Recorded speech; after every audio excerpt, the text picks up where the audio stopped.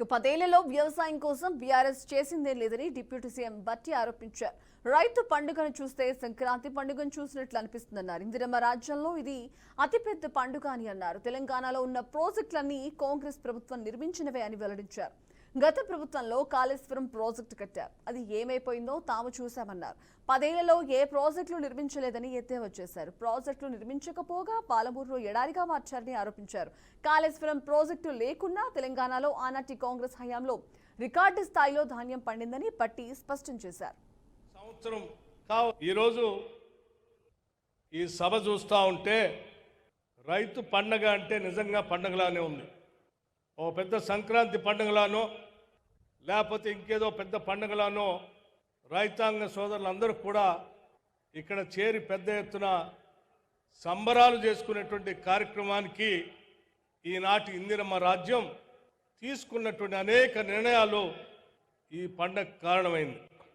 ఈ మధ్యకాలంలో ఇందిరమ్మ రాజ్యం వచ్చి సంవత్సరం కావస్తా ఉంది, అంటే ఇంకా పూర్తి కాలేదు.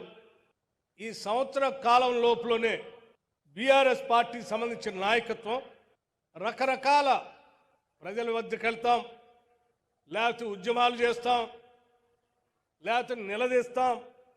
వారి స్టేట్మెంట్లు చూస్తూ ఉంటే నవ్వొస్తూ ఉంది.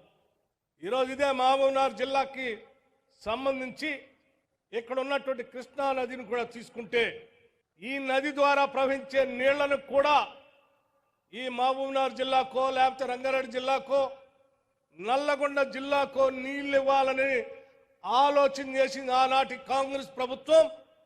మళ్ళీ తిరిగి వాటిని మొదలుపెట్టి నిధులు కేటాయిస్తూ ప్రతి నెల రివ్యూ చేస్తూ ముందుకు తీసుకుపోయేది ఈనాటి ఇందిరమ్మ రాజ్యం రాష్ట్ర ముఖ్యమంత్రి శ్రీ రేవంత్ రెడ్డి గారి నాయకత్వంలో ఇరిగేషన్ శాఖ మంత్రులు ఉత్తమ్ కుమార్ రెడ్డి గారు మిగతా మంత్రులు ఇక్కడ దగ్గరుండి రివ్యూ చేసి ముందుకు తీసుకొని పోతా ఉన్నారు.